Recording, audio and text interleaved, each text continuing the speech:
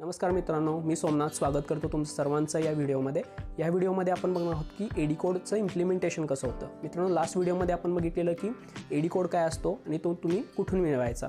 आता तुम्ही eddy code घेतलाय तर एडी कोड वापरून तुम्ही पोर्ट रजिस्ट्रेशन पण केलं तुमचं। आता एक प्रॅक्टिकल सिनारिओ घेऊन चालू आहे मित्रांनो।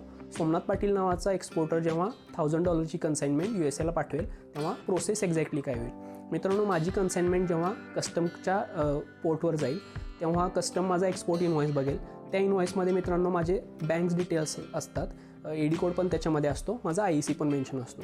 तर माझी कन्साइनमेंट जेव्हा कस्टम क्लिअरन्स होईल इंडियामध्ये तेव्हा कस्टम एक नोटिफिकेशन जनरेट करेल EDPMSमध्ये।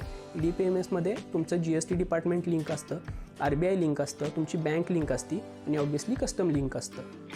ओके, हे नोटिफिकेशन जनरेट झाल्यानंतर माझ्या बँकेला समजेल की सोमनाथ पाटील नावाचा जो अकाउंट होल्डर आहे त्यानं $1000 कन्साइनमेंट USAला पाठवली। मित्रांनो, एक याच्यात कॅच असा आहे की जेव्हा मी $1000 कन्साइनमेंट USAला पाठवेल ते $1000 इंडियामध्ये आणायची रिस्पॉन्सिबिलिटी ही माझी आहे। हा रूल आहे RBIचा की एक्सपोर्टरची ही रिस्पॉन्सिबिलिटी आहे की त्यांना इनवर्ड रिमिटन्स तो इंडियामध्ये आणायचा आहे आणि हे मॉनिटर करायची रिस्पॉन्सिबिलिटी मित्रांनो ही तुमच्या बँकची आहे। फॉर एक्झाम्पल, जेव्हा माझ्या बँकेला समजेल की मी $1000 एक्सपोर्ट केला आहे, हे EDPMS थ्रू माझ्या बँकेला समजणार आहे, तेव्हा माझी बँक मला विचारते तुम्ही $1000 एक्सपोर्ट केला आहे, ह्याची एंट्री EDPMSमध्ये रिफ्लेक्ट झाली आहे, तर ह्याचा इनवर्ड रिमिटन्स आम्हाला दाखवा।